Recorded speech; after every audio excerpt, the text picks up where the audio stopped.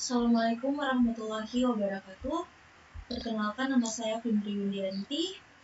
Di sini saya akan mempresentasikan tugas dari tiga profesi mengenai illegal content. Di sini tugasnya bersifat kelompok, yaitu saya dengan teman saya Hasri Hussein, yang dimana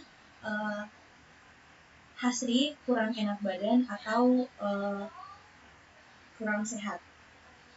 Langsung saja.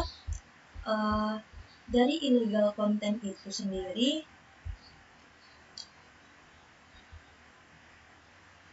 pengertian dari illegal content itu sendiri adalah tindakan memasukkan data dan informasi ke dalam internet yang dianggap tidak benar, tidak etis, dan melanggar hukum atau mengganggu ketertiban umum. Illegal content menurut pengertian di atas dapat disederhanakan pengertiannya menjadi kegiatan menyebarkan atau mengunggah, menulis yang hal yang salah satu atau dilarang atau dapat merugikan orang lain, yang menarik dari hukuman atau sanksi. Untuk beberapa kasus seseorang yang terlibat dalam illegal content ini ialah hanya penyebar atau yang melakukan proses unggah saja yang mendapat sanksi, sedangkan yang mengunduh tidak mendapat hukuman apa-apa selain hukuman moral dan perasaan bersalah setelah mengunduh file yang tidak baik tadi. Tentunya kejahatan dalam illegal content ini sendiri ternyata cybercrime merupakan termasuk jenis illegal content. Sasaran dari kasus kejahatan ini adalah cybercrime menyerang individu atau against person. Perbuatan pelaku kegiatan illegal content dapat dikategorikan sebagai berikut. Memfasilitasi pembuatan penyebar informasi elektronik,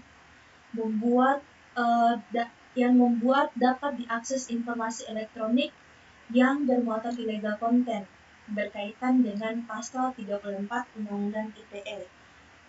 Undang-Undang ITE itu yang kepanjangannya ialah Informasi dan Transaksi Elektronik.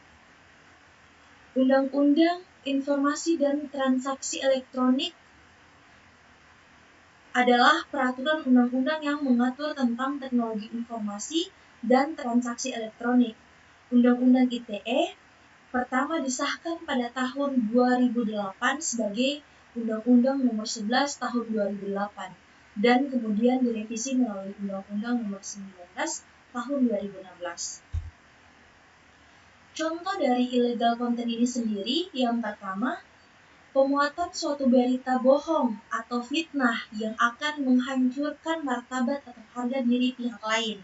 Hal-hal yang berhubungan dengan pornografi atau pemuatan suatu informasi yang merupakan rahasia negara, agitasi yang propaganda untuk melawan pemerintah yang sah atau sebagainya.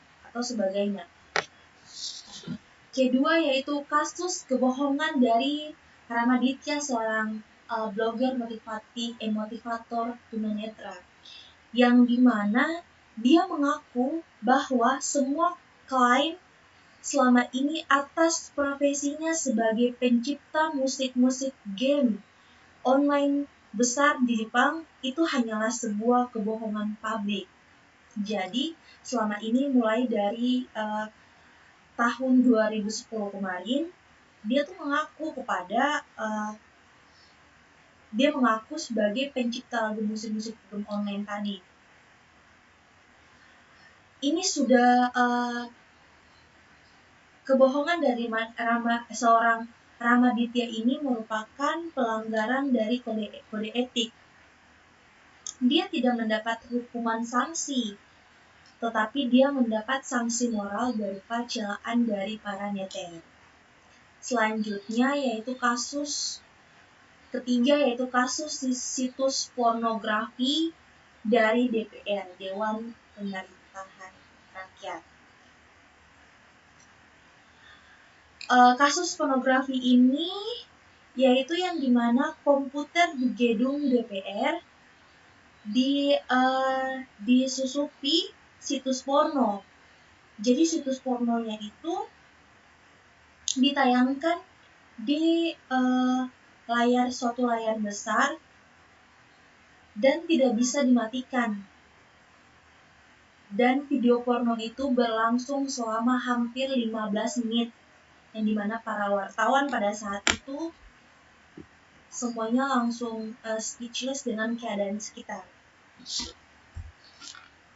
Baik, kesimpulan dan saran dari bentuk illegal content tadi yaitu kode etik profesi ibarat rambut-rambut yang harus diikuti oleh orang yang ingin menggeluti sebuah profesi.